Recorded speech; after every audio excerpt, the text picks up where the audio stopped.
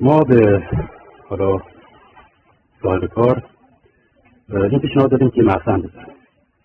حرفمون گوش کرد و یک مخزن برای ذخیره آب کولرها در نظر گرفت و حتی یک کولر هم توی اتاق خواب اونوریه که اونم یاد داخل همین. ما 3 تا کولر داریم. هر کولر به طور میانگین یعنی 18000 تا 24000 روزی 30 تا 40 لیتر توی منطقه بندر عباس توی تابستون آب تولید میکنه و این آب میشه برای مثلا شستشو و آبیاری درختان که یک بافته بزرگی داره، الان سرطانیست هست و چندین درخت داره که دیگه نیاز به آب آشامیدنی و لوله کشی نداره برای آبیاری اینا. و حتی میتونه این آب رو فیلتر کنه و استفاده کنه برای آب شرب، چون آب درست آب تحقیر شده است، املاح داره و باید یک سری اتفاقات روش بیفته و بتونیم ازش استفاده کنیم.